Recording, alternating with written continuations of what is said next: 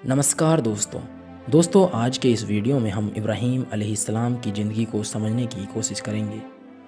दोस्तों आपको पता होगा कि ग्रेट फ्लड के 350 साल बाद हज़रत नूह अलैहिस्सलाम की वफ़ात हो गई।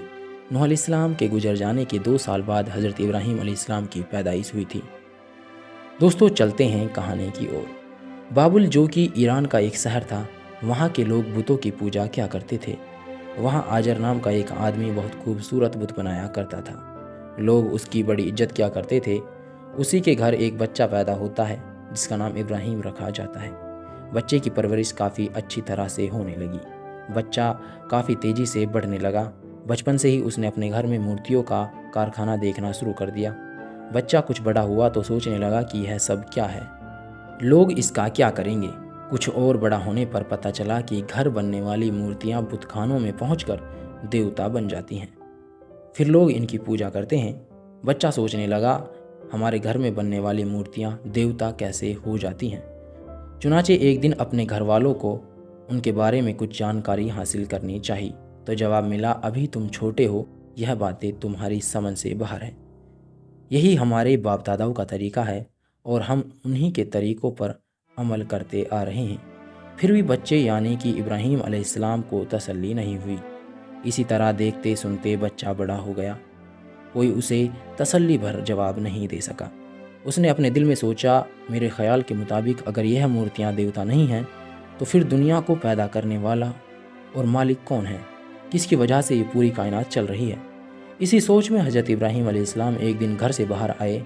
ऊपर नज़र डाली तो आसमान पर एक तारा बड़ी ज़ोरदार रोशनी बिखेरते हुए नजर आया। तब इब्राहीम अलैहिस्सलाम ये सोचने लगे कि क्या ये ही खुदा हो सकता है। इब्राहीम अलैहिस्सलाम अभी कुछ फैसला नहीं कर पाए कि थोड़ी देर बाद चांद निकल आया।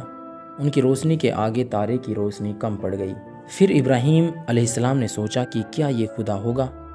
रात बीतती रही, यहाँ तक कि सुबह सफ़ेदी जाहिर हुई और थोड़ी देर बाद सूरज निकल आया। सूरज को देखकर आपके मन में आया कि क्या यह खुदा होगा। शाम होते होते सूरज की रोशनी भी कम हो गई और सूरज भी डूब गया।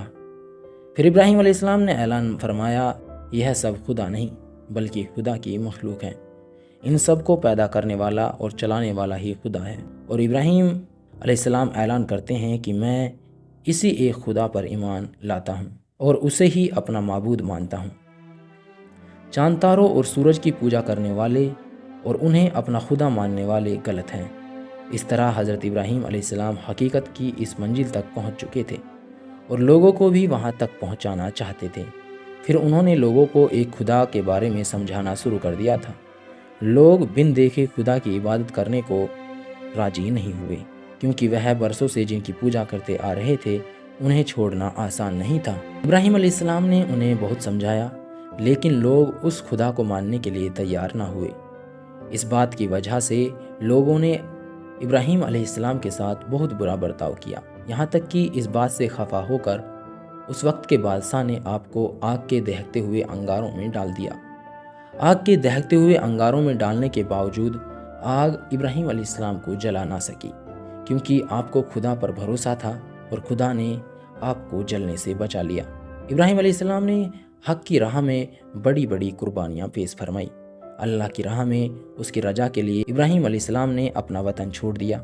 इब्राहीम अलैहिस्सलाम अपने चहेते बेटे को अल्लाह के रास्ते में कुर्बान करने के लिए तैयार हो गए। लेकिन खुदा का करिश्मा ऐसा हुआ कि छुरी को गर्दन पर चलाया तो गया, लेकिन छुरी काम ना कर सकी। इसी दिन को याद रखकर बकरे ईद पर कुर्बानी का अमल किया जाता है। अल्लाह ने आपको हर इम्तिहान में कामयाबी दी। आपको खुदा की ओर से पैगंबर का दर्जा दिया गया। जब इब्राहीम को हुक्म दिया गया कि वह खाना-ए काबा की तामीर करे, तो इब्राहीम ने अल्लाह के हुक्म से खाना-ए काबा की तामीर शुरू कर दी। जब काबे की दीवारें हज़रत इब्राहीम के घर से ऊंची हो गई, तब एक पत्थर नाजिल हुआ। इस पत्थर पर खड़े होकर इब्राहीम अलैहिस्सलाम ने आगे की तामीर पूरी की। इस पत्थर को अल्लाह ने मोम की तरह नरम कर दिया, जिससे इस पर इब्राहीम के पैरों के निशान अब तक बने हुए हैं।